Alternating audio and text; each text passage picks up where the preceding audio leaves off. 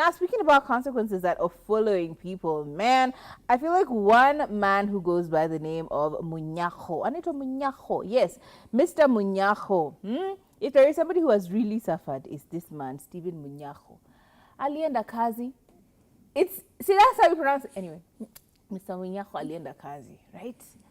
Akaenda kazi, kafika masaa, alienda kazi uko, what do you even call it? Saudi Arabia, sometimes. In the Arab countries, akaenda uko. Akapata kazi kaenda sawa. But it got to a point where he's like, you know what? It's time for me to exit this chat.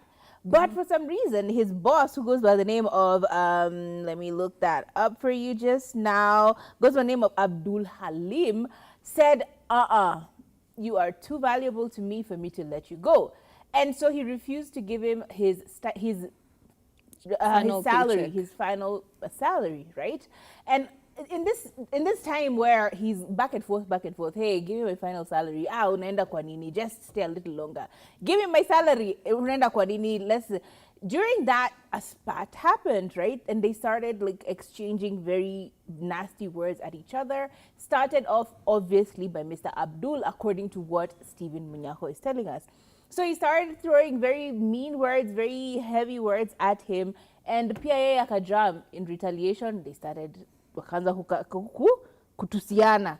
Panapo matusiana poendelea hivi, Mr. Abdul apparently again decided, boop, he started throwing hands. And Mr. Munyakho is like, all right, cool. I'm gonna catch hands, but I can throw too. So they started fighting, like an actual physical fight broke out, sorry. And during this physical fight breaking out, it proceeds to escalate into Mr. Abdul, allegedly, according to what Mr. Stephen Munyakho said. He said that Abdul pulled out a knife and stabbed him, once in the hand and once, I think, in the stomach. What was it? Thigh. In the thigh, yes. Once in the hand and once in the thigh. And of course, Mr. Munyakho took the same knife which Abdul used on him and stabbed him in the chest. According to him, it was a very light stab. It wasn't like, it wasn't like a crazy thing. Anyway, in this whole situation, he started bleeding like really, really severely, and he was rushed to hospital, where immediately he was administered with glucose, and the doctors had actually told him that had you come in any later, you would have lost your life. So he got treated, all is well. And then suddenly he's told, oh, by then Mr. Abdul has succumbed. He's no more. He's like, what do you mean? How do you mean? He's like, yeah, you stabbed him, and unfortunately, the stab wound was so severe that he died. And he's like, wait, what? He's like, yeah, so you're being charged with the murder of a citizen of Saudia.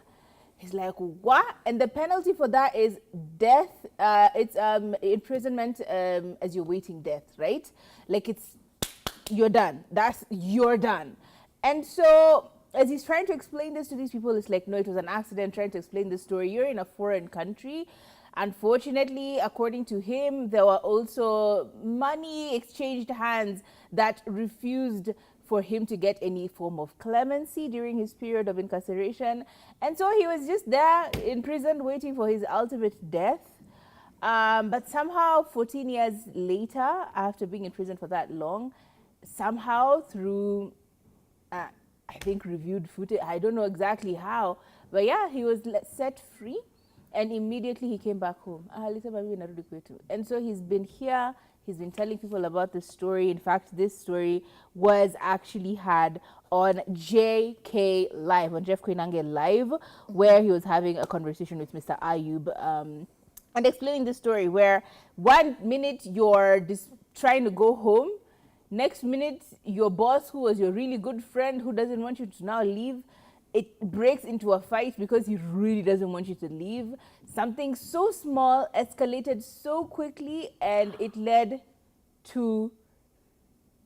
escalated so quickly, and it led to a very severe repercussion on his part of being in prison for that long, awaiting his death. So I don't know about you. I think life is so funny. It's so scary. Every day you wake up, it's so scary. I think about this every time I'm driving. Every time I'm driving and I'm driving in a hurry, and I see people on the road and I'm like, nyu songeni. In the back of my mind, I'm like, girl, you need to slow all the way down, because if you injure someone here, that's manslaughter. I think about this when I see a video, like you saw the video of, I think it was Oloitoktok Road, where a guy hopped onto a car and this guy is driving off with this person on the car, and he keeps trying to shake him off, but the guy has refused to get off of his car. So the car is just driving. Anything could happen. He could veer off. This guy goes under the car, and just like that, manslaughter, and you're in prison for the rest of your life. Like every time I am going through something where I really do sit back and I'm like, whoa, am I doing this correctly? Am I being careful enough that I will not change my life so drastically within seconds? Just be careful. Just be careful in this world. True, true, true. Unfortunately, you are one decision away from a completely different life. Girl. Quite literally. As in the things that happen. If you hear like prison stories, you just live in fear. Especially like if you have a son, brothers, you're just like, what? Like the smallest thing. Because in his case, he's saying this was self-defense. Self-defense was simply because I'm in a foreign country that favors the Arabs more than the African. After all, I'm just an African who's come here for, you know, for a job. Obviously, it's going to take a completely different turn. I'm always going to be at a disadvantage. And I hate to play the risk card, but you have to be very, very aware of who you are, especially when you're in foreign places. I've seen, like, for example, in Thailand, you're saying, oh, we're going for vacation. But if you guys understood just how these people treat African people, or what they think about African people, y'all would not be so willing to, like, flood out there just to swing on that swing, that famous swing, that... By the time my God. Anyway, I'm still saving. As in, the smallest things could land you in prison. And you think this government is the one that's going to advocate for your, you know, release to Kenya, or for you to be charged here in Kenya. They are going deported to Kenya. Utabaki huko. You'll serve your time over there. And people have died in foreign countries. Exactly. So please be so careful. Like, talk to your children. Just make them know that you are one decision away.